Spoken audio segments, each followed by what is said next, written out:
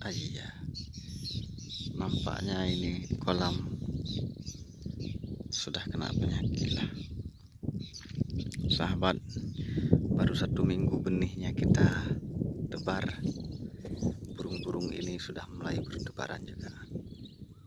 Ini tandanya benihnya ada yang mati, sahabat.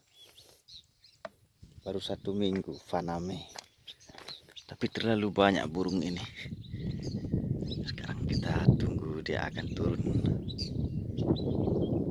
Aduh, gak jadi.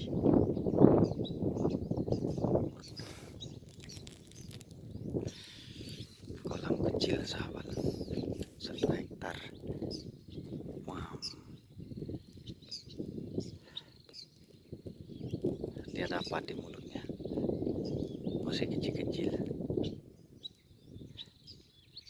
Airnya pun jauh berbeda. Udah mau turun dia, nggak jadi. Asalkan dia nampak melayang-layang, ngap dia hinggap, sahabat. Ini air sebelah sini kuning, sebelah sini saya campur udang Faname dengan ikan bandeng. Yang sebelah sini udang benih Faname saja, benur top namanya. Tapi nampaknya nggak selamat ya. Baru 1 minggu, burung-burung ini sudah 2 hari tak henti-henti dia hinggap. Tapi di tepi-tepi nggak ada yang kita dapatkan merah. Tapi setiap burung ini turun pasti dia dapat di mulutnya. Sudah 2 hari, sahabat. Nggak ada harapan nampaknya ini. Habis akal sudah, nggak tahu caranya gimana lagi. Baru 1 minggu, sekiranya udah ada 1 bulan lebih, udah bisa kita keringkan. Ini kita habis akal kita, sahabat. Ini kolam tradisional. Mohon pencerahan para sifu, ilmunya, cara mengatasinya. Oh, nggak jadi. Hari tadi dia turun. Wow. Di sini nampaknya udah ada yang burung ini nampak melayang, tapi kita ndak dapat.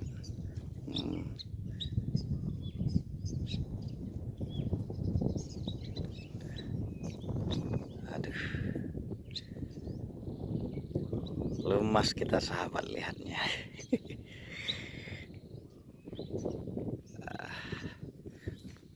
Bagi yang sifu-sifu, otai, pakar, dia dapat lagi. Mohon ilmunya, sahabat.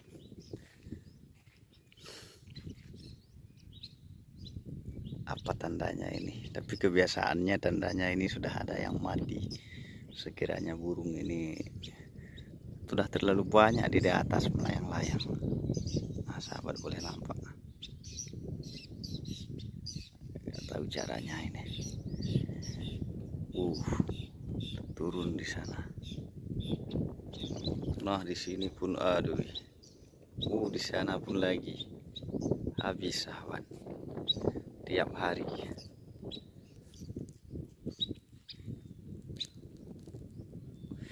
Pam. Aduh, lemas, sahabat. Mohon ilmunya. Udah habis caranya ini, sahabat.